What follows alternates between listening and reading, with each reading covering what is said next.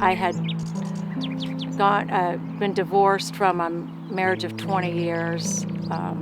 We had struggled with our son who had some addiction issues from the age of 17, and I was trying to escape the problems at home, so eventually I found an outlet with a coworker, and I had an affair in my marriage, and it was destroyed, and our whole family unit ended up being destroyed.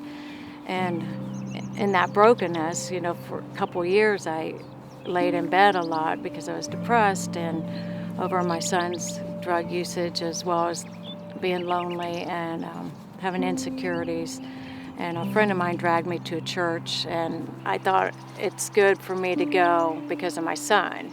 But I just was flooded with tears that day, and it was just the beginning of a long healing process. And I became involved in attending the Next Step service and participating in an Alpha program. I was really new in my faith, so I had questions, and they answered them for me, plus loved on me, and that was the biggest thing. And God gave me the wisdom to differentiate between who I can change. It's just myself and not anybody else or anything else. Around the age of 14, my son Josh started abusing his Adderall. We'd find the capsules empty, and then that led to marijuana, then pain pills, and then shockingly, we got a call while we were at work one day, and he was overdosed in the basement of our home, our family home. So we rushed home. We had no idea didn't really know about heroin. He had been in a treatment facility for 32 days, and he was doing well. It was the best we'd ever seen him. His eyes were lit up. He was beautiful. And the last visit with him, I wish I could have spent more time there, because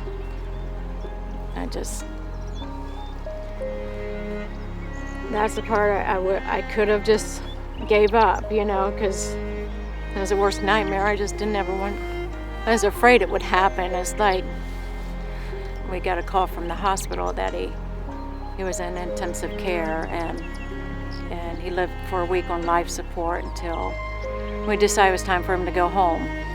Like Josh's death was, it's hard, but yet you see how God's hand's in it all. And even in the most tragic times of life, God's hand is right there. And He's going to make something better of it.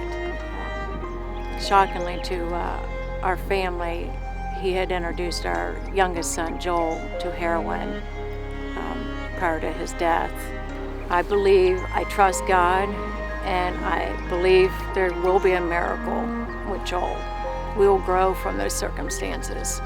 And I know if you ask some of my friends where I was before all this and where I am now because of the relationship with Christ, is they've seen a miraculous change in person, from an anxious person to more, it's okay, God's got this.